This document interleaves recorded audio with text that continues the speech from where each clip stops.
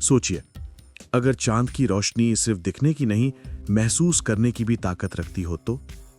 शरद पूर्णिमा की रात, वो एकमात्र पल जब चांद अपनी 16 कलाओं में पूर्ण होता है और उसकी रोशनी अमृत बन जाती है। उसकी हर किरण में छिपा होता है जीवन का सार, शांति, प्रकाश और ऊर्जा की अनुभूति।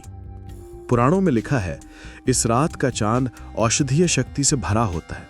इसीलिए पुराने समय में लोग खीर को चांदनी में रखकर खाते थे, मानो उसमें चांद की ऊर्जा समा जाए। इस रात को कुजागिरी पूर्णिमा भी कहा जाता है। कहते हैं, इस रात मां लक्ष्मी स्वयं पृथ्वी पर आती हैं और धीरे से पूछती हैं कि को जागृति, यानी कौन जाग रहा है। यह सवाल कोई साधारण प्रश्न नहीं, ये एक आह्वान है। कौन है जो इस शुभ रात में सजग है? कौन है जो कर्मशील, जागृत और शुद्ध मन वाला है?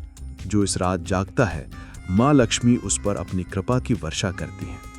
कहा गया है, नमस्ते अस्तु महामाये श्री पीठे सुर पूजिते, शंख चक्र गदा हस्ते महालक्ष्मी नमोस्तुते। अर्थात मां लक्ष्मी स्वयं शक्ति और समृद्धि की अधिष्ठात्री हैं।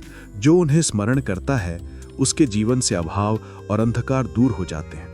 कई स्थानों पर इस रात को लोग धन की देवी का आह्वान करते हैं, दीप जलाते हैं, मंत्र जपते हैं और अपने घर के आंगन में दूध और चांदनी से स्नान कराते हैं।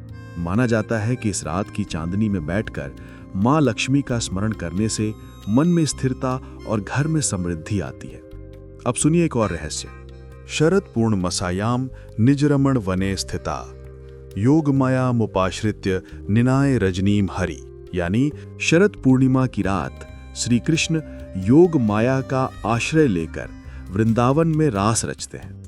श्री कृष्ण ने हर गोपी के साथ एक रूप में नृत्य किया। हर गोपी को लगा कृष्ण बस मेरे साथ हैं।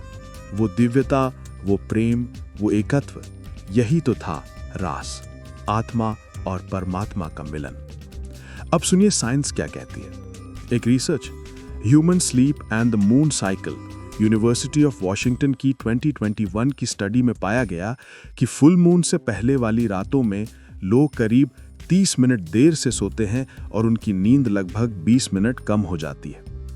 एक और स्टडी, काजोचेन एट अल 2013, जो कि करंट बायोलॉजी जर्नल में दर्ज थी, बताती है कि फुल मून के समय मेलाटोनिन सिक्रीशन घट जाता है और बॉडी टेम्परेचर में हल्का ड्रॉप देखा गया।